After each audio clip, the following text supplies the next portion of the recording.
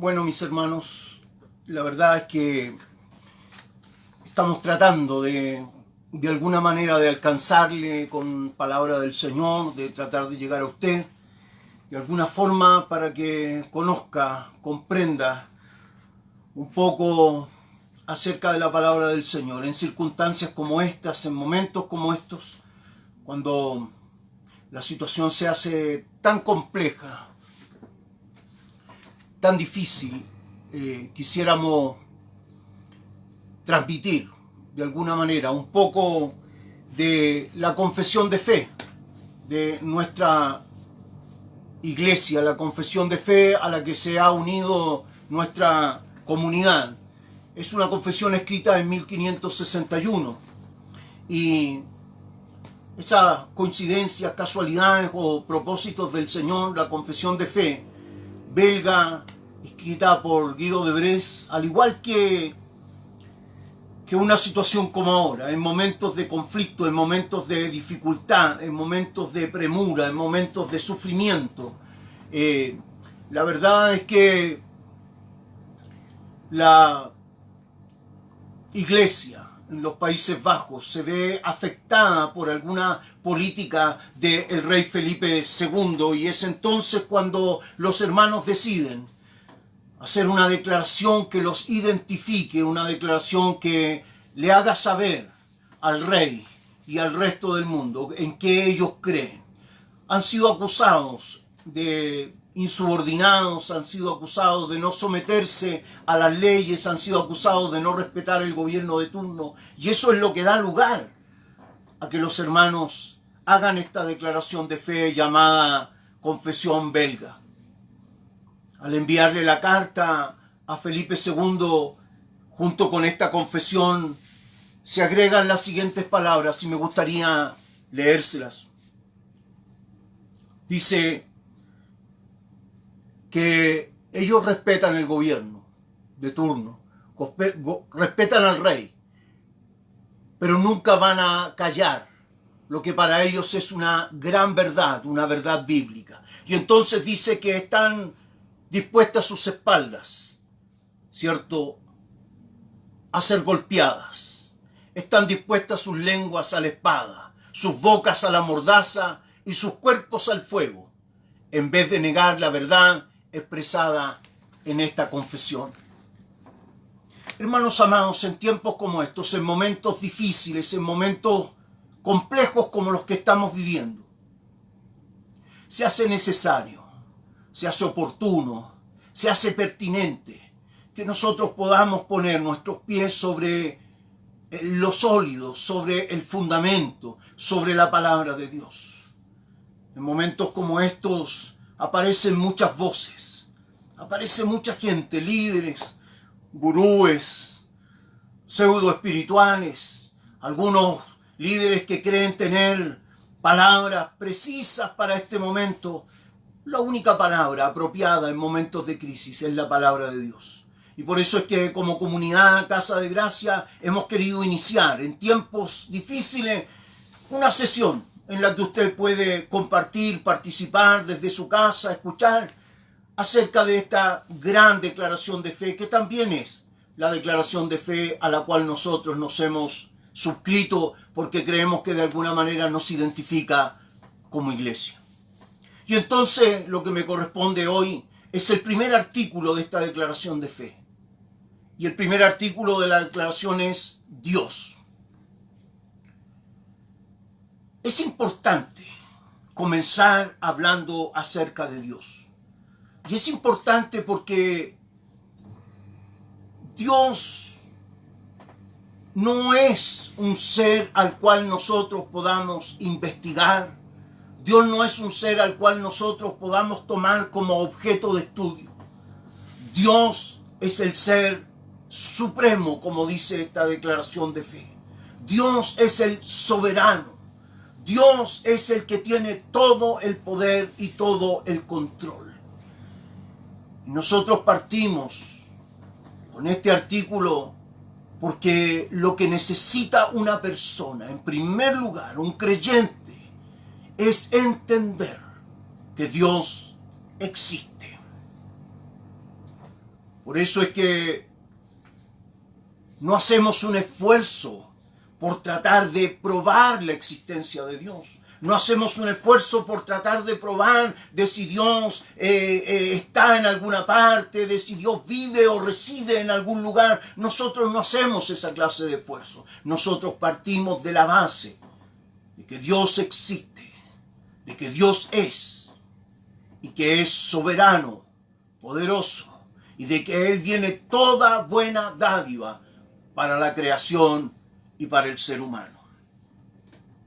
Por lo tanto, como dice la carta a los Hebreos en el capítulo 11, versículo 6, porque es necesario que el que se acerque a Dios crea que le hay y que es galardonador de los que le buscan. Así comienza una actitud de fe.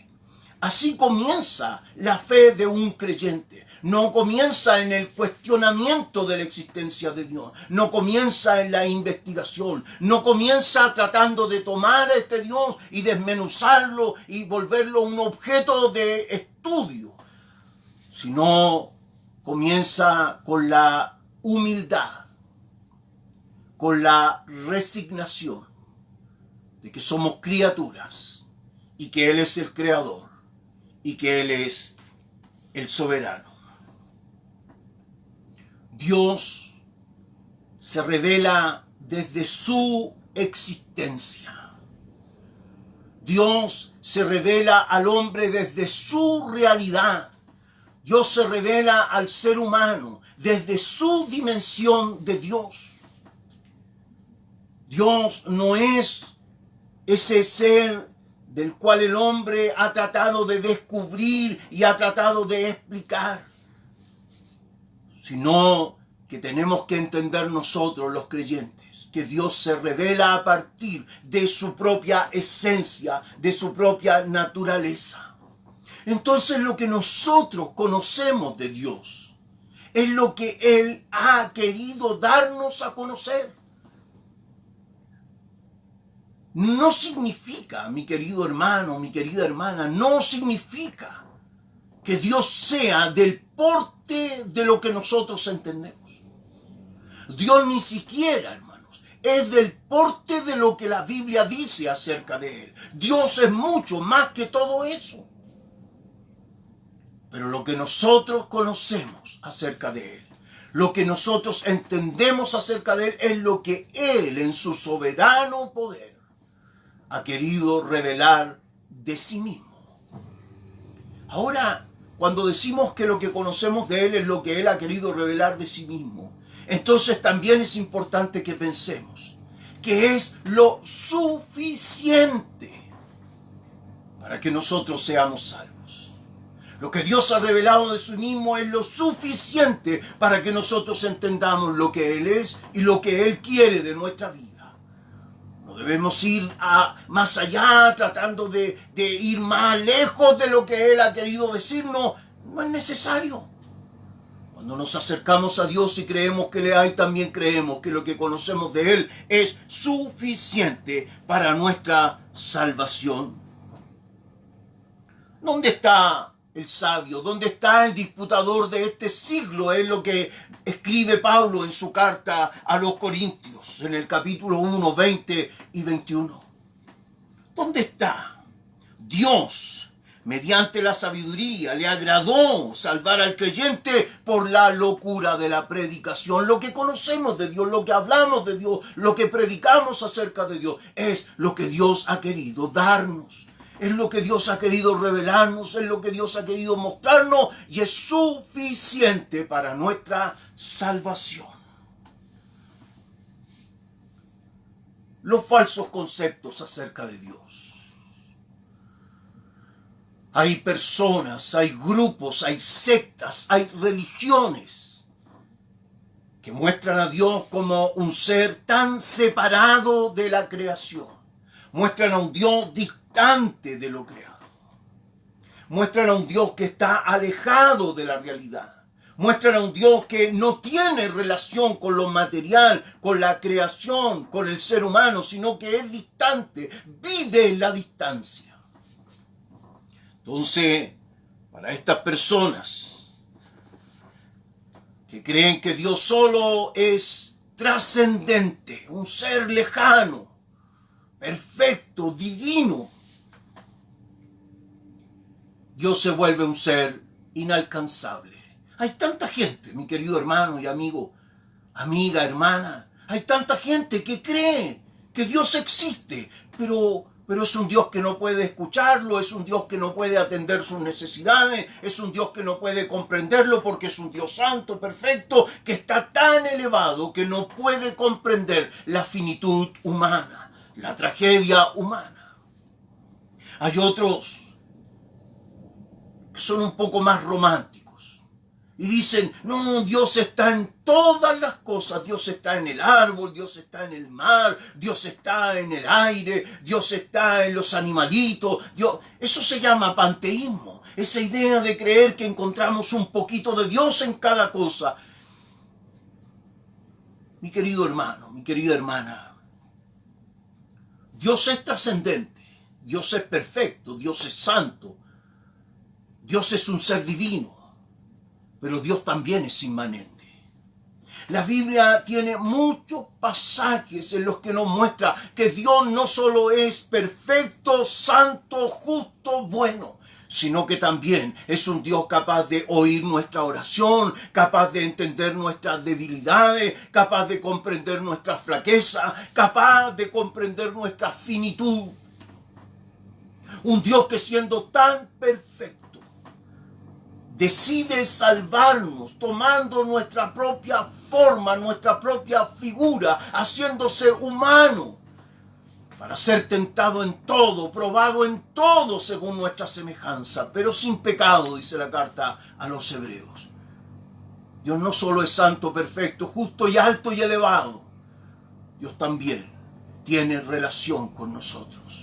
Dios también puede atendernos, Dios también puede comprender su debilidad, Dios también puede entender que en este preciso momento usted siente temor, probablemente siente aflicción, probablemente se siente aburrido, encerrado en su casa. Dios puede comprender todas nuestras debilidades, porque no solo es trascendente, sino inmanente. Él puede venir y morar entre nosotros y vivir incluso dentro de nosotros cuando le invitamos y le aceptamos para venir a nuestra vida.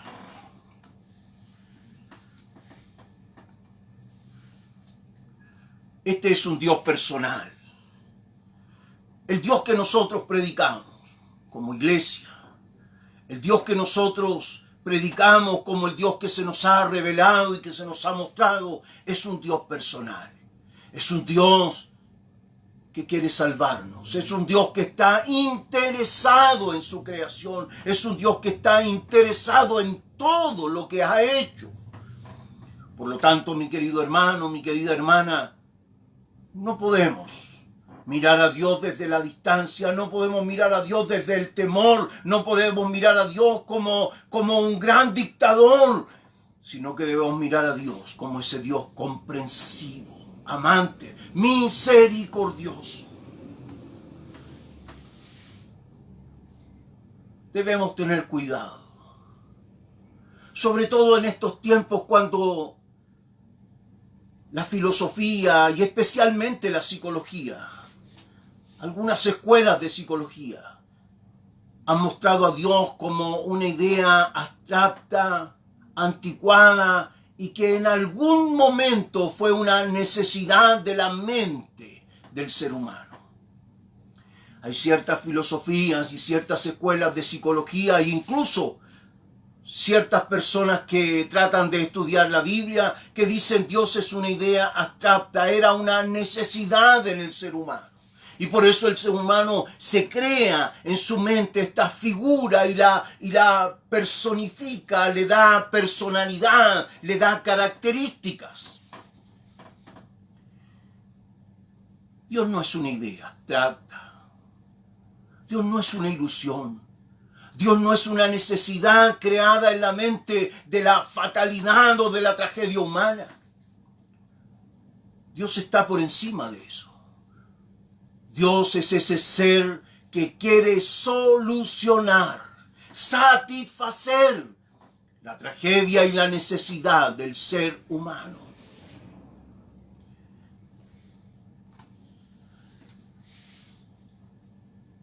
Dios no es el absoluto de la filosofía. Y esto también es importante que usted lo entienda, mi querido hermano.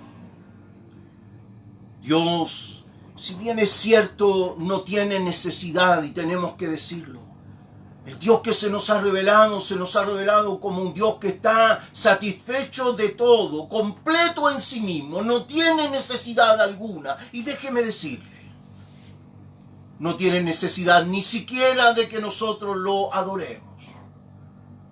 Nosotros lo adoramos por lo que Él ha hecho con nosotros. Nosotros lo adoramos por lo que Él ha mostrado hacia nosotros. No lo adoramos porque Él tenga necesidad. No lo adoramos porque le vaya a satisfacer en algo que le falte. De ninguna manera. Dios está pleno en sí mismo y satisfecho de todo.